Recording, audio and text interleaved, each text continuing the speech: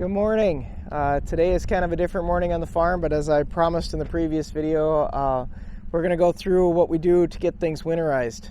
On this farm, I've got anywhere between 13 and 16 pieces of equipment that need to get winterized before fall, and I'm really the only person come fall that can do it. Our farm hands are back to college, our kids are back in school, time becomes of the essence, and I'm always concerned that if you don't take care of this stuff, you end up with issues. Now, in the winter months, I certainly could do a lot of this stuff on my own, but I've got other priorities in winter that we need to get to. So I trade money for time. Yes, it costs a little bit of money to get this done, but I gain a lot more time. So it's a beautiful sunny day out here today. I hope you guys can appreciate it.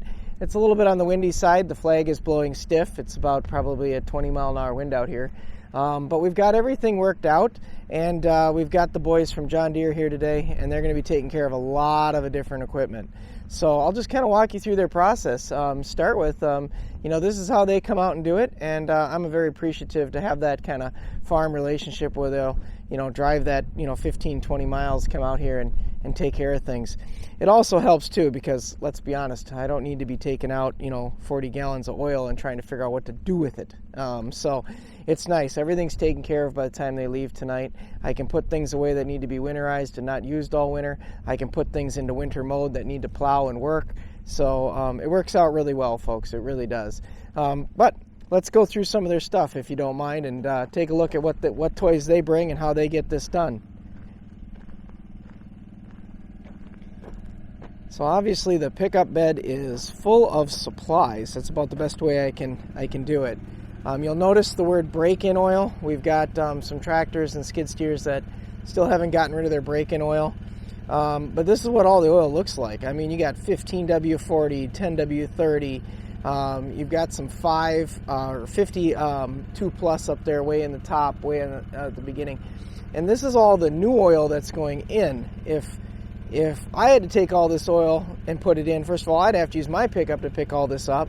And then, of course, I'd have to take it all back to get it, taken care of properly. So it's really quite nice for me to not have this issue of having to deal with all this oil. So I think there's 1, 2, 3, 4 on the pallet, and 1, 2, 3, 4 here, so that's 8.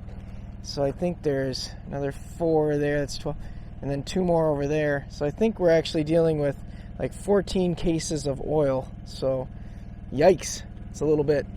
They bring their nice trailer, and again, I pay for all this supplies, and then I pay for their time to do it, obviously. They've got grease, as you can see. There's a ton of grease here, which is great. They bring all their oil filters. They bring the cab filters. They bring the air filters, and we get it all done. This trailer is quite nice because it works really well for them doing the lawnmowers. They've got their lift in there where they can work. And on this side, they've got their generator ability. So they don't even need to use my power on the farm, which is fantastic. So it's pretty cool. I'll take you around and we'll see what they're working on. So I'm kind of using the arena here as a staging area for all the equipment. I've got the Cub and the Super A here. I've got one of the Z994s here. The other one is out in the yard already being serviced with one of the Gators, which is great. I've got the 5090 here. We've got the 4066Rs in. We've got another Gator sitting over here. We've got the excavator. We've got another little lawnmower that's gas. And we're using kind of the wash stall area as kind of the working hub in here right now. We've got the 325Gs in here right now. This one here is a newer one from my neighbor's farm. We're sharing the service call on that.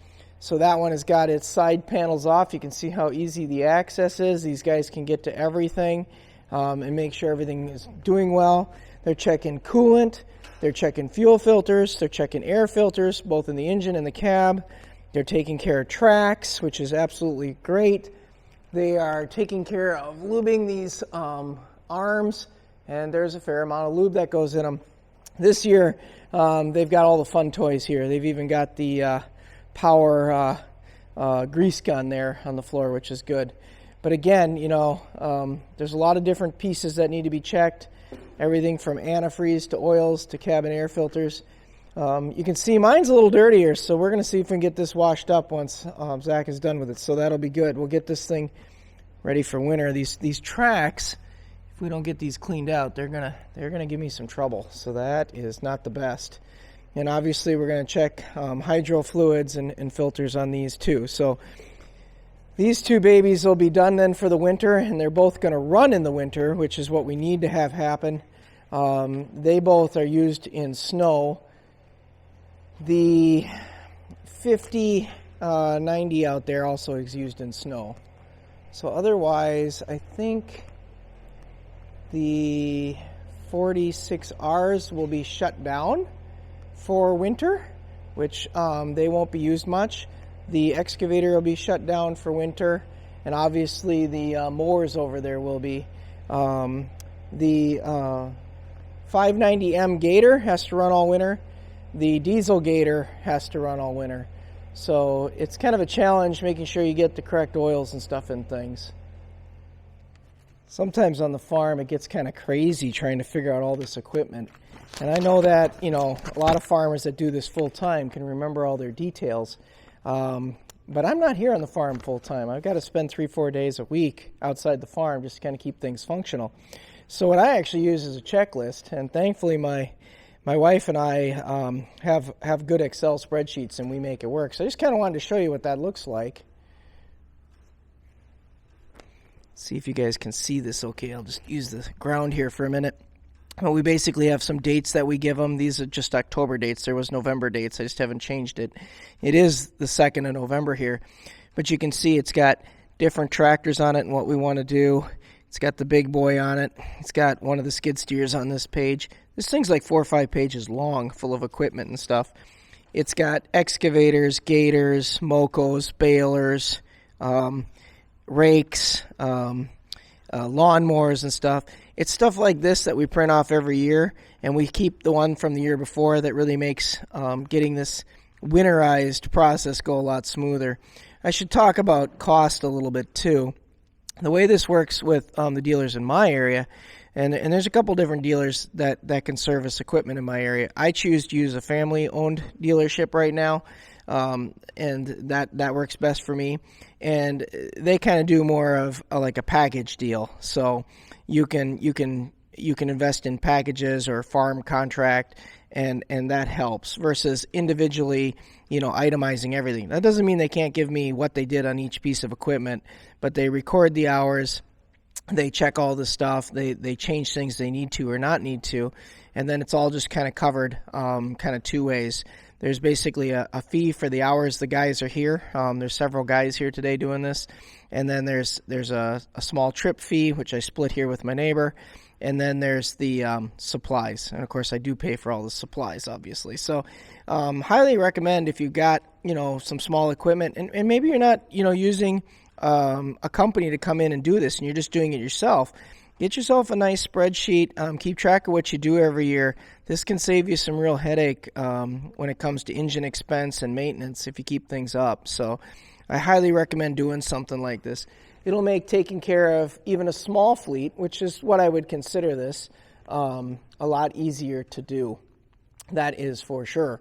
When you've got 2 skid steers, 3 lawnmowers, 2 compact tractors, 1 regular tractor for row crop. You've got, I think, 3 farm alls right now that need to be taken care of, 2 gators. I've got, power washer oil that's got to be done and stuff like that. It makes it a lot easier to have this kind of stuff done by spreadsheet sometimes. So spend the time, do something like that. It might save you a lot of headaches. So just thought I'd let you kind of show how we keep track of things. Just kind of wanted to show you guys what some of the stuff looks like after one season. This one probably isn't too bad. I think this is the inner air filter off the skid steer. But this one's showing some wear and tear. I mean, it's caked pretty good there on the lines of making, and here you can see how it's even gotten a little moisture inside it. This is a good reason to get these things changed. You starve a diesel engine and you don't give it air, then its combustion rate goes down, and then you're not burning fuel properly and you're putting black out the pipe, which I know a lot of people like to do. It's kind of fun to blow some black smoke out the pipe, but if you ain't burning fuel, you're losing money. So we got those all changed out. Even the little guy here got changed out. And then, of course, we're dropping the oil. And again, we're talking about quantity and size. And we get a new oil filter in here, which is great. And then we have one down here, too.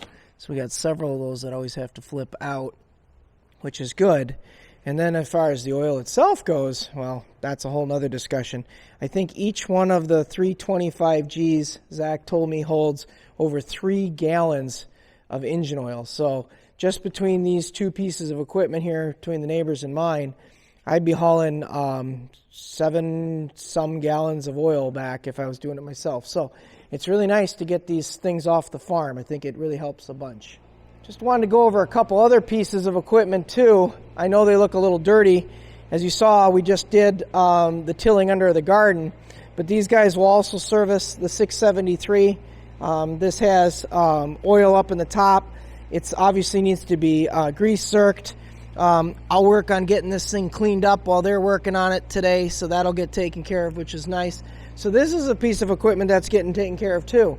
Also, the big blower here, it's got some chains that need lubrication. It's got its PTO shaft, which needs to be taken care of.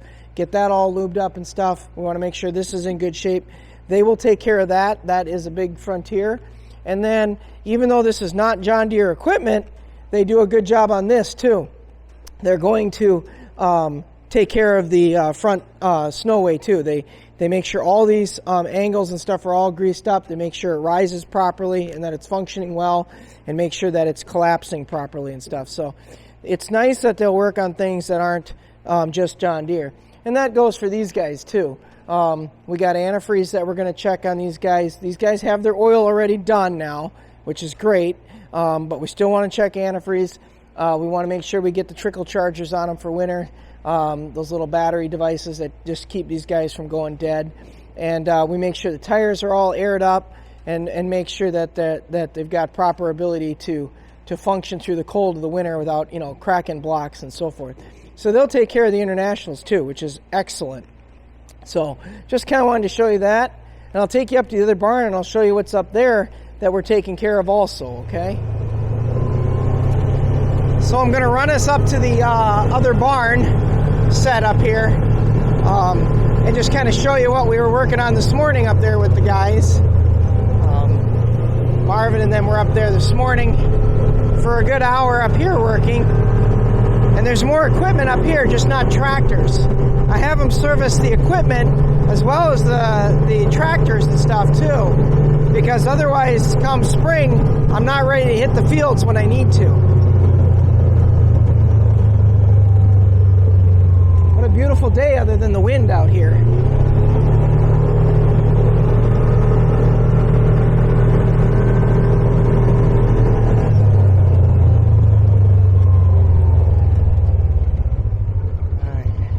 I do have to take those 2 tubs and get those put away if we can today yet. Haven't got there, but they service this stuff up here too. They help take care of the rakes and the accumulator. They went through the baler for me, so everything got greased up. The PTO shafts, both ends, the clutches. They open up the inside in here and they help blow this whole entire area out. It's beautiful. It's clean right now. They lube up all these different, lube points on it and make sure that's good. Then they check my tires and they make sure that the baler's got good air in the tires. They check the back end. And then the Enrossi rakes, these are the combo rakes. They tedder and rake. They take care of those for me. I've got a Pequot tedder also.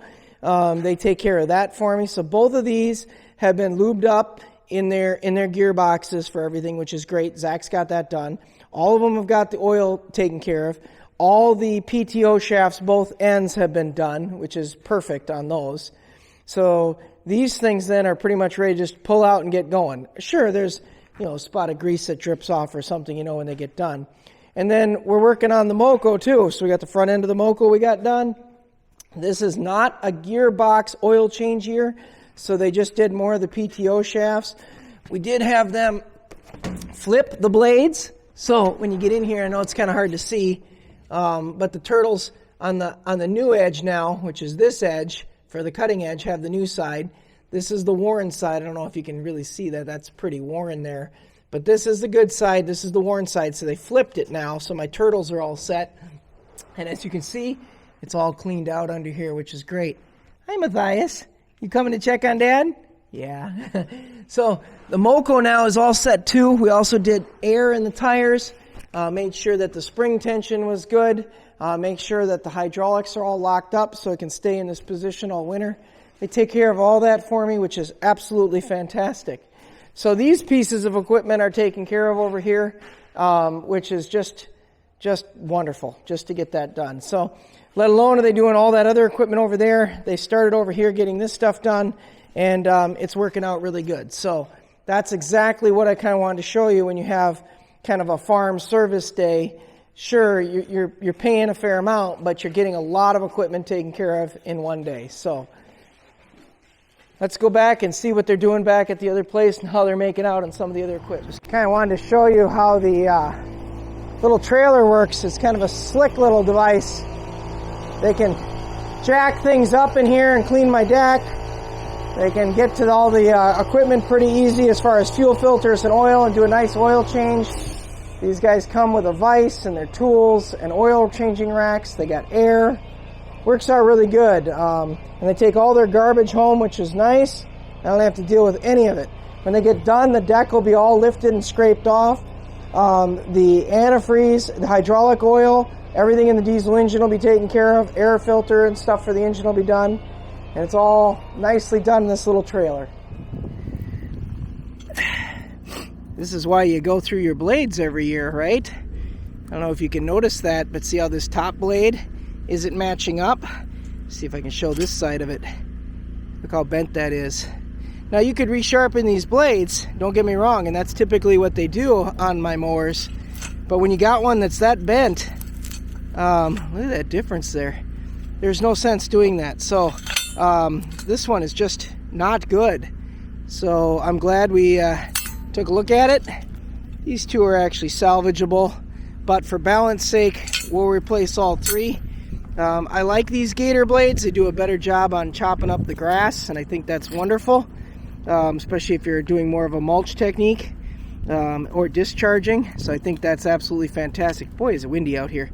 But I definitely wanted to kind of show you that, because boy, that's quite a bit difference. It doesn't matter how I put the blades together, they don't match at all. See, that's when I put it on that side. When I put it on the top, you can see how bent that one is. Good thing to get replaced. If you don't replace that, it stays out of balance, and with it out of balance, it's eventually going to wreck my bearings up on the top. So I'm glad we're getting it fixed. All right, these will be the new blades that replace that worn set, and then the other lawnmower will just get its blades resharpened. Another thing that I get done today while the guys are getting stuff done, I try to get all the winter stuff on the gators. I got the pair of shovels on this one. I'm going to take the other gator and get the pair of shovels on that one too. Got that little guy all cleaned up. I think we got both of the mowers done over there. So they're both looking good. So we're making good progress here today. We've got the 26G excavator right now, just warming up and running it through the paces, checking the hydraulic oil. We've got the antifreeze topped off in these two little guys, and they're ready for winter. And they'll be finishing up here soon on the big guy and the two little tractors. At this point, I think they've been here for about 5-6 hours. And, we're starting to collect the gallons of oil, but it's going absolutely wonderful. We'll just keep plugging away at this. Here we are at the end of the day. These guys are taking off. Kudos to them for bucking it out. They've been here now, I'd be guessing somewhere around 8 or 9 hours. The two little guys, the 44R loaders, the 4066R tractors, all lubed up and ready to go. I got mowers over here. I'm going to be putting those away. Wow, it's getting windy. I'm going to be putting those away here in a few minutes. Those tractors will all get put away for the winter. I will not be using them. That's just kind of the reality. as John Deere leaves and we go into winter mode. I'll get the gator in place where I need that to be. I'm certainly going to move the big boy to front and center so that I can plow. And probably in a couple weeks I'll put these away, but there's still some good trail riding left. We don't have snow quite yet. And obviously we need the skid for moving bales. This is what it takes, folks, to get this stuff done. All said and done, I'm probably going to be out somewhere between $2,000 and $2,500 here by the time we're done. But it'll all be well worth it. I'm very I certainly appreciate you guys watching these videos, liking, subscribing, and following us as we go through things from everything from the fish tanks to the tractors to the goats, the horses, the cattle, the sheep, and the pigs. And yes, I did slip the word sheep in there. We're talking about that. We're actually talking about rabbits too. And on top of that, we're talking about another series of milking goats. So we'll see what the year has to bring for us. Keep following, liking, subscribing, and supporting us. Please, folks, it's the only way we can stay afloat these days. Thank you.